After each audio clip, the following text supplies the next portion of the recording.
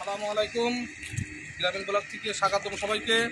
আজকে আসলাম আমরা বেনাপোল পুরো টার্মিনাল প্লাস আমাদের যে বেনাপোল পুরো বেনাপোল তো আমাদের পোর্ট। বেনাপোল আমাদের স্থলবন্দর, বাংলাদেশের সবথেকে বড় স্থলবন্দর বেনাপোল।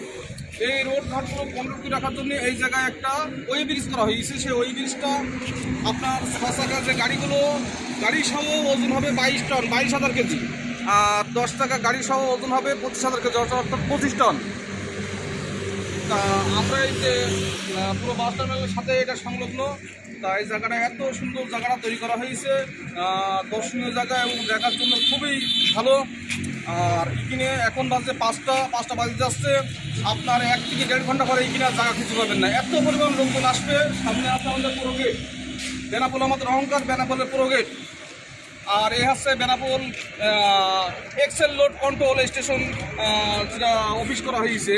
এই জায়গাতে গাড়িটা ওয়েট করে গাড়িটা ছাড়া হয়। যাদের গাড়িতে মাল বেশি থাকবে সেই গাড়িটা চালিয়ে দেবে না, গাড়িটা ব্যাকে পাঠাবে।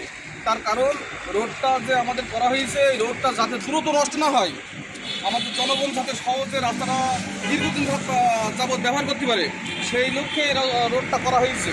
এখন আমরা যদি কন্ট্রোলের বাইরে যদি আমরা চলে যাই, ওভার লোড নিয়ে আমরা চলে যাই, তখন রোডটা খুব দ্রুত নষ্ট হয়ে যাবে।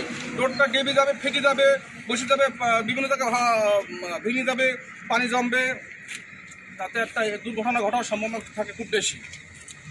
তা আমার সব দর্শকরা আপনারা সবাই দেখেন, এই জায়গাটা এত সুন্দর লাগছে, দেখার জন্য খুব একটা উপযুক্ত জায়গা এবং ভালো জায়গা, দর্শনীয় জায়গা।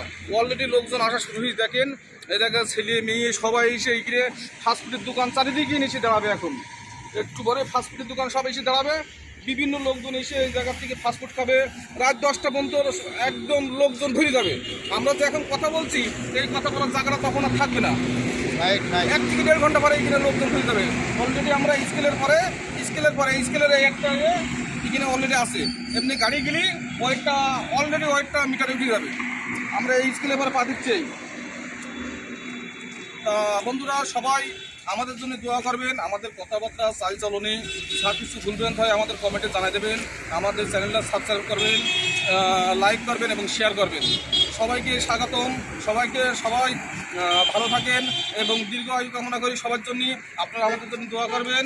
এই বলে আমার বক্তব্য শেষ করছি। আসসালামু আলাইকুম ওয়া রাহমাতুল্লাহি ওয়া বারাকাতুহু।